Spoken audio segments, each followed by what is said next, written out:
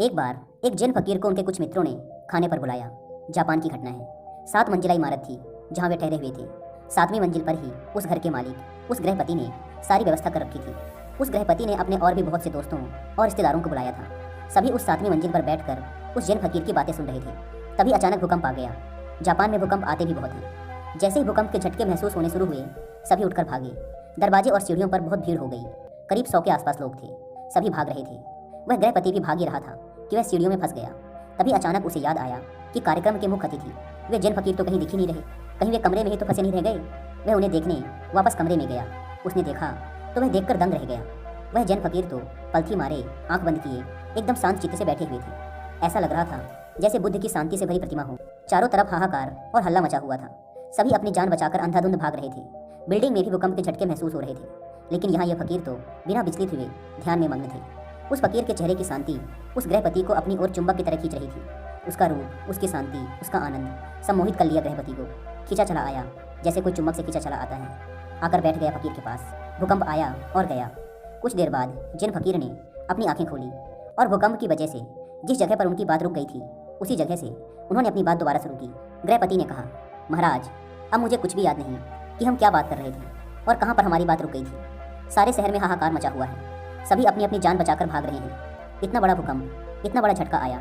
अब तो इसके बाद मुझे यह भी याद नहीं है कि हम किस बारे में बात कर रहे थे। इसलिए आप कृपया करके वो बातें दोबारा शुरू ना करें। और अब वो बातें मैं आपसे पूछना भी नहीं चाहता। अब तो मैं आपसे कुछ और ही पूछना चाहता हूँ। गृहपति बोला, महाराज, एक बात बताइए कि भूकंप आने पर हम सब भागे, पर आप क्यों नहीं भागे? जैन फकीर ने कहा, भागा तो मैं भी था, लेकिन तुम सब बाहर की तरफ भागे और मैं अपने भीतर की तरफ भागा। जिसे जहाँ सुरक्षित महसूस हुआ वह वहाँ भागा। लेकिन मैं कहता हूँ कि तुम्हारा बाहर की तरफ भागना व्यर्थ था। भूकंप यहाँ भी है। भूकंप 6ठी मंजिल पर भी है। भूकंप 5वीं मंजिल पर भी है। भूकंप 4थी मंजिल पर भी है। भूकंप पूरे बिल्डिंग में है। 4थी मंजिल वाले भी भाग रहे हैं। 3री मंजिल वाले भी भाग रहे हैं। 2री मंजिल वाले भी भाग रहे हैं। जो सड़कों में हैं वो बिल्डिंग की तरफ सुरक्षित स्थानों पर भाग रहे हैं। सब भाग ही रहे हैं। जिसे जहाँ सुरक्षित लग रहा है वह वहाँ भाग रहे हैं। मैं भी भागा, अपने भीतर की तरफ भागा। मुझे अपने भीतर भागना ही सुरक्षित लगा। मैं अपने मन के भीतर एक ऐसी जगह जानता हूँ जहाँ कोई भूकंप नहीं पहुँच सकता। भूकंप तो छोड़ो, जहाँ कोई डर, कोई गम नहीं पहुँच सकता, क्योंकि उस अवस्था में पहुँचने के बाद डर नाम की कोई चीज़ नहीं बचती। मैं तुमसे झूठ ना कहूँगा कि मैं नहीं भागा। भागा तो मैं भी था, लेकिन तुम्हें दिखा ना होगा, क्योंकि मैं हाथ पैर से नहीं भागा। हाथ पैर से तो तब भागते हैं जब बाहर की तरफ भागते हैं, जैसे सारे लोग भागे बाहर की तरफ, क्योंकि ये सब एक ही तरह के भागने को जानते हैं। बाहर की तरफ भागना ही इनके लिए एकमात्र भागना है। लेकिन मुझे जैसे ही असुरक्षित लगा, मैं तुरंत ही अंदर की तरफ फिसल गया। और मैं तुमसे ये भी ना कहूँगा कि मैं डरा नहीं। मैं बहुत डर गया कि कहीं अपने भीतर पहुँचने से पहले ही मैं मर ना जाऊँ। कहीं मेरे भीतर पहुँचने से पहले ही ये बिल्डिंग ढह ना जाए।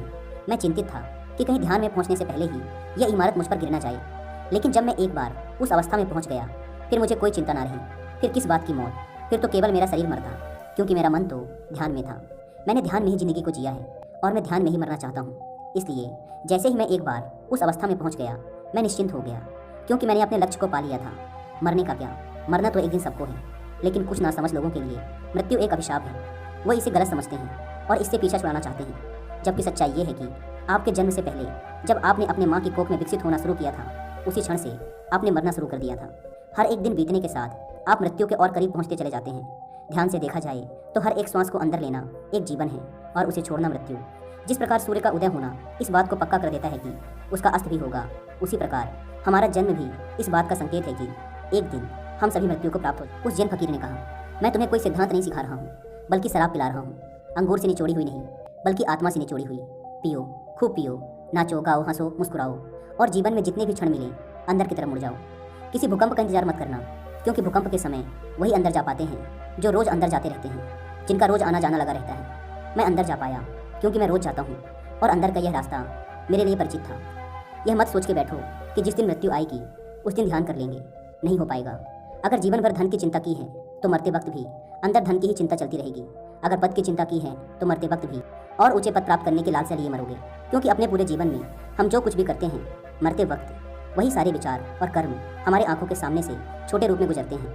मरते वक्त एक बार हमारी पूरी जिंदगी हमारी आंखों के सामने से गुजर जाती है। संक्षिप्त में कहूँ तो जिंदगी भर हम जो भी करते हैं, अंत समय में हम वही महसूस करते हैं। अगर हमने पूरी जिंदगी भर किसी को दुख पहुँचाया है तो अंत समय में भी उसके पश्चाताप में हम दुखी मन से ही मरेंगे। और अगर हमने जिंदगी भर अच्छे काम किए हैं तो अंत समय पर हमारे पास विचार करने के लिए अच्छी यादें होंगी और हम खुशी खुशी इस दुनिया को अलविदा कहेंगे।